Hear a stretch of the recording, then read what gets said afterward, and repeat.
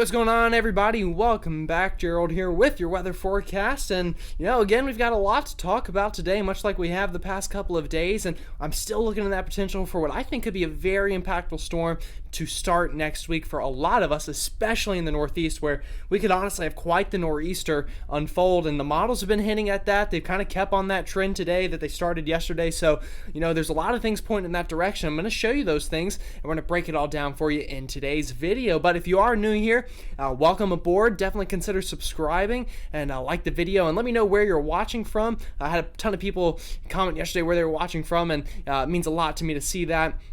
And again, it helps me plan these videos a lot, so thank you very much for doing that. But with all that said, let's go ahead and get right into today's video. So taking a look at radar out there, this is that first kind of storm system that we've been talking about. And right now this is bringing a lot of snow up here into the Midwest, as well as a good amount of rain showers down here into the south, extending from Dallas all the way over towards Atlanta and towards the Greenville-Spartanburg area. So, this is going to continue for much of tonight as we kind of have low pressure centered just about over Kansas City right now. And as that continues to push east, all of this precipitation is going to push east with it. But I'll show you that a little bit in more detail here in a minute. But looking at satellite right now, again, got a shield of clouds with this storm system over the central part of the country. And again, that's pushing eastbound. So here in Charlotte, we've had some of these high cirrus clouds beginning to push in from the west. And for a lot of us in the mid-Atlantic, this is going to continue overnight with cloudier conditions rolling in, and eventually some of that rainfall as well. So I'm taking a look at those hazards out there right now.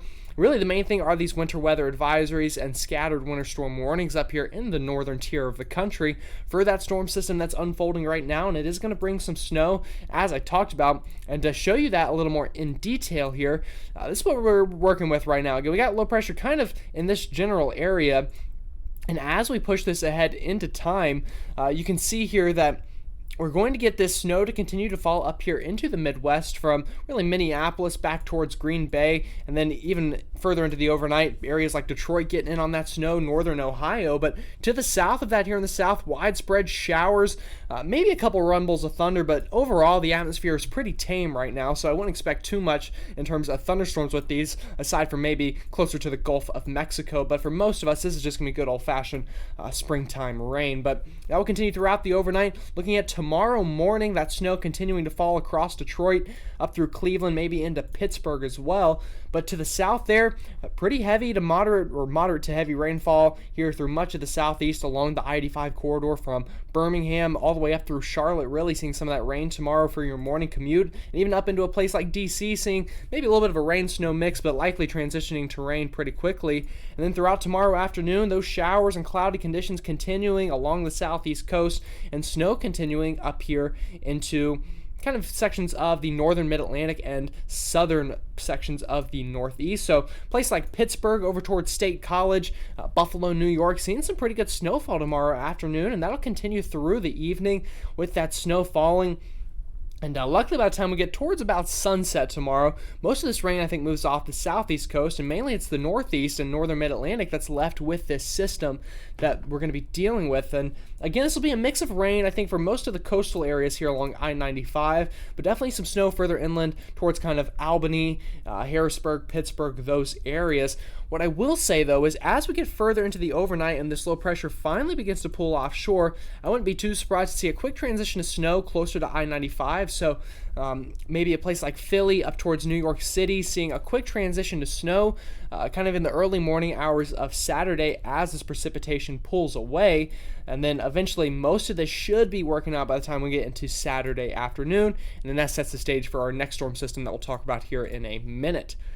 So taking a look at snowfall totals here, what's to come, about half a foot I think is going to be pretty widespread here through much of the northern tier of the country, with isolated places getting a little less, a little more than that, but I'd say 3 to 6 inches is overall going to be pretty common here from kind of Minneapolis over towards Detroit, with places getting closer to that half a foot to a foot marker here through sections in and around Green Bay, Wisconsin. And then I think we'll also get some higher end amounts up here into the higher terrains of kind of Pennsylvania up through New York State, so over there through the Poconos in that general area, could see about half a foot to a foot of snow, but most of us seeing, I'd say, 3 to 5 inches through this general section of the country.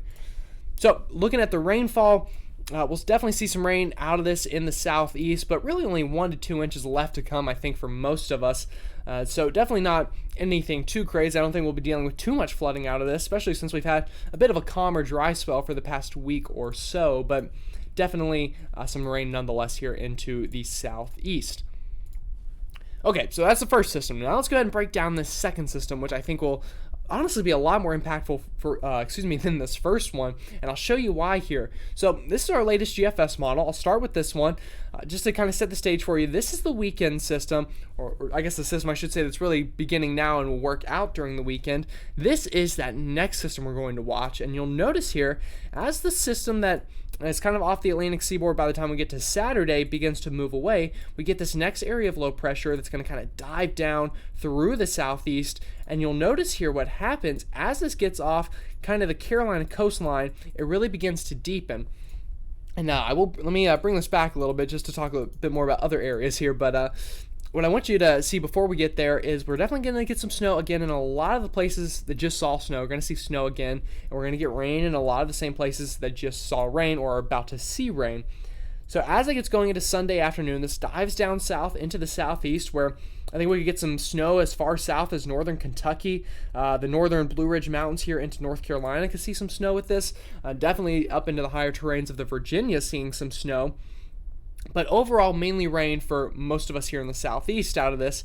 But once we get into Sunday afternoon and evening, you can see this really begin to strengthen along the southeast coastline. And what this does is it then rides up the coast here, and you'll see it begins to strengthen or deepen in terms of millibars. And with that, combined with some cold air we've got set in stone up here into the northeast, we get the chance for some overlapping of that precipitation with the cold air, and we run the risk of running into quite the snowstorm for somebody here in New England. This is just the GFS model. You can see it kind of shows the bullseye of that up here further up into New England compared to just the Northeast as a whole, but definitely shows a storm system. And again, this would be kind of into really Monday and Tuesday of early next week, and would likely pull out kind of by the time we get into the Wednesday time frame. Looking at the Euro model, again, it shows very similar impacts here into the southeast and mid-Atlantic, and it also shows this low pressure developing off the eastern seaboard. And the Euro here brings this low a bit closer to the coastline and is a bit stronger. And you can see here by the time we get into next Tuesday morning, we got an all-out real snowstorm ongoing here in New England and through much of the northeast here on the latest Euro model, with heavy precipitation rates, very strong winds kicking in here, just an all-out nor'easter really here on our latest Euro. And this would be kind of for Tuesday afternoon here. You see the peak of this thing really over the northeast, and honestly, if this were to unfold like this model shows, this would really kind of be our storm of the winter by a lot, because this is a sub 970 millibar low. That's the equivalent of honestly about a category 2 hurricane in terms of strength. So the winds absolutely whipping here in this scenario. Pretty insane coastal flooding would be possible with this, and then of course crazy snow totals here for somebody in the northeast. Then the Euro once again kind of pulls that out by the time we get into next Wednesday and Thursday.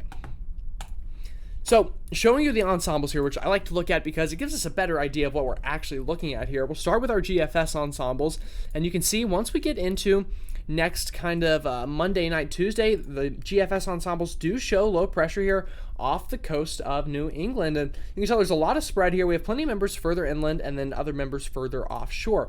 What you really want to get a big time snowstorm here is you're going to want a low pressure kind of somewhere around this and to just kind of ride up the coast.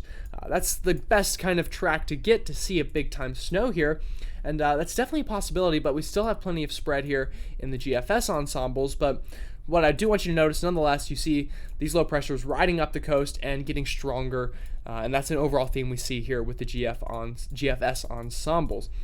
If we look at the Euro ensembles here, a very similar story. You can see, although the Euro ensembles are much more clustered here, closer to the coastline, but definitely very strong, and it shows the same theme of low pressure deepening somewhere here and riding up the coastline.